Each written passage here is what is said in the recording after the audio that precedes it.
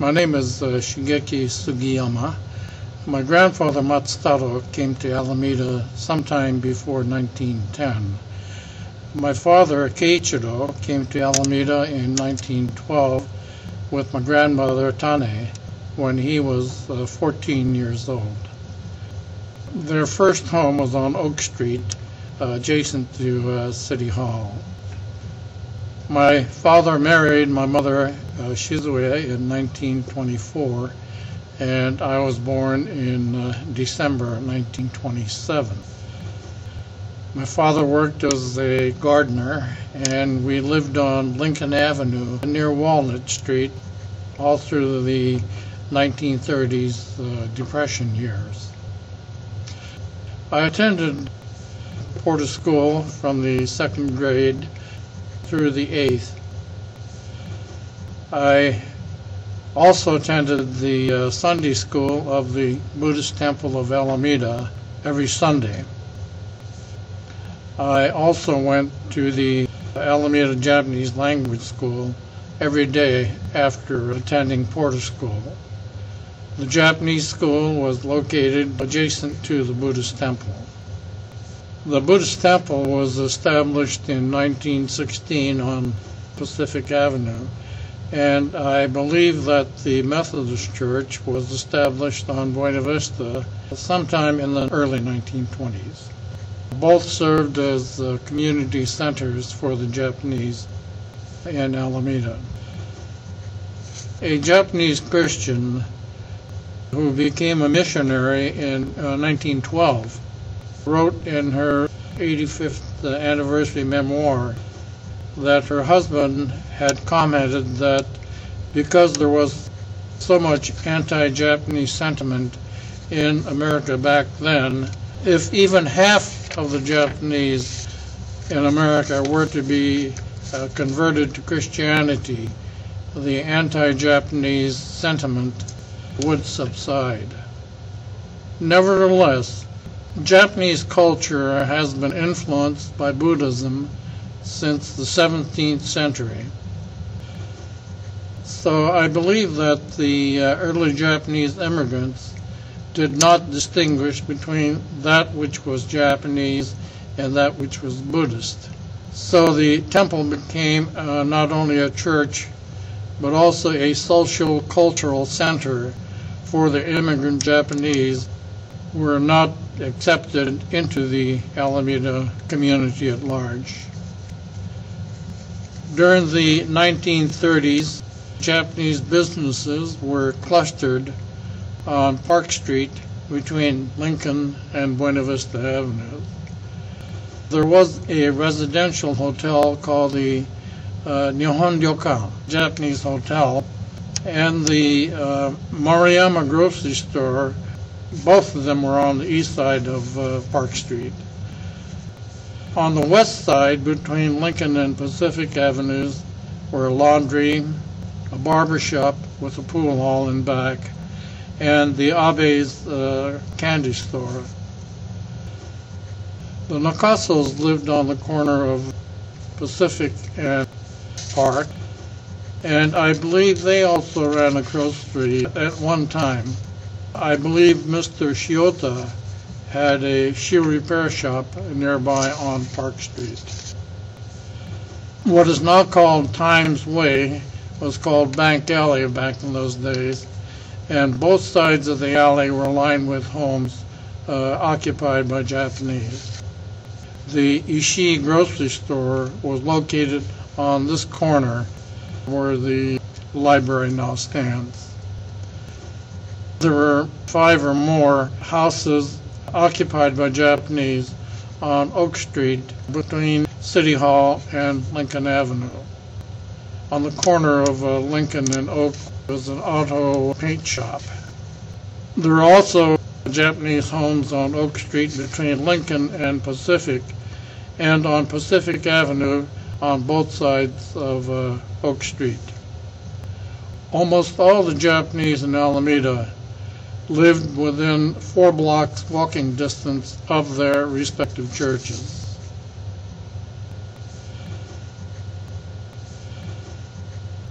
I graduated from Porter School in January 1942. I attended Alameda High School for only 4 weeks. That was because my parents were classified as enemy aliens and was ordered out of Alameda by the government. And my brothers, Yoshiteru and Masami, and 3 sisters, Atsuko, Satoko, and Kiyomi, accompanied our parents to French camp, which is located south of Stockton. 2.5 months later, we were moved by the government to the Manzanar Reception Center in Inyo County. The camp was later renamed the Manzanar War Relocation Center. In November 1943, my family moved at my father's request from Manzanar to the Topaz War Relocation Center. At both Manzanar and Topaz, I worked after school as a hospital orderly. At Topaz, I was able to visit several of the high schools in the surrounding area outside of Topaz as a member of the Topaz High School Drama Club. Some Japanese Americans today insist on calling the relocation centers concentration camps. I disagree. The relocation centers were essentially like the Indian reservations into which Native Americans were herded in the 19th century. The significant difference was that we were provided Army-type barrack housing, substantial food, schooling for the children, and medical treatment in the hospital. We established our own churches. Almost all camp activities, including the mess halls, were run by the Japanese themselves.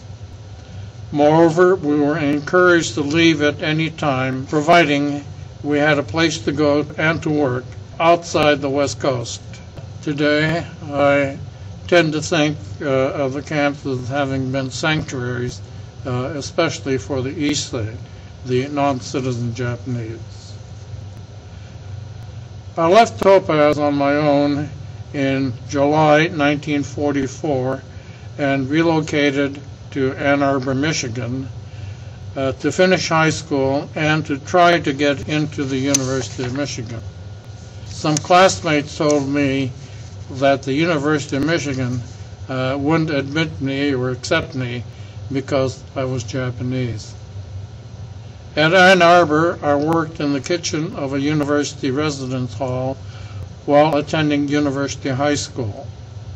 I graduated from University High School in June 1945 and enrolled in the University of Michigan in July of 1945 with a 4-year scholarship.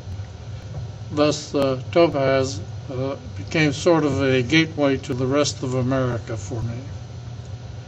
I completed my freshman year in February 1946 and then dropped out for a semester so that I could work and save some money for my school and living expenses. But in April 1946, I was drafted into the Army. During basic training, I was selected for officer candidate school. On graduation from OCS in April 1947, I was commissioned a second lieutenant infantry. Then, what was originally intended to be 3 years of service to qualify for 48 months of schooling under the GI Bill actually became a 20-year military career that involved 11 years of service overseas and participation in 2 wars, Korea and Vietnam. On completing my service in Vietnam, I retired from the Army as a Lieutenant Colonel, Army Intelligence and Security, effective September 1st, 1966. A week after I retired from the Army, I enrolled in the University of California, Berkeley, graduated in September 1967, with a BA in political science, and then started my second career within a week as a personal management specialist and advisor in the U.S. Civil Service Commission's regional office in San Francisco. In November 1972, I received my fourth promotion to a job in the Commission's central office in Washington, D.C. Then on January 1st, 1979, my staff in the Commission's compliance branch and I were transferred to the new Office of the Special Counsel, U.S. Merit System Protection Board. I had planned the creation of the new agency and now helped to organize and establish it.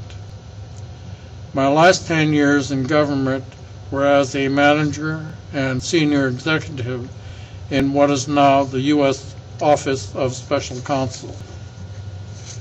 During my second career, I also served a term as president of the Japanese American Citizens League.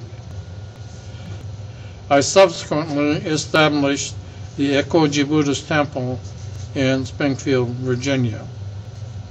I was also invited to the White House on February 19, 1974, when President Gerald Ford signed his proclamation, An American Promise, which repudiated the executive order issued by President Franklin D. Roosevelt that led to the evacuation of all Japanese Americans from the West Coast in 1942. On leaving the East Room after the signing ceremony, the President stopped to shake my hand and to say a few words to me. Although I couldn't hear his soft words, I've thought all along that he, representing the American people, was apologizing to me as a representative of the Japanese American community. After my second retirement, I attended the Institute of Buddhist Studies in Berkeley and graduated in 1994 with a master's degree in Shin Buddhist Studies. I was ordained a priest of the Jodo Shinshu Honpa Honganji Buddhist Temple in Kyoto, Japan in 2003. I now serve as a volunteer minister's assistant at the Buddhist Temple of Alameda and teach a class in Shin Buddhism in the contemporary world. And that is my story in a nutshell. Thank you.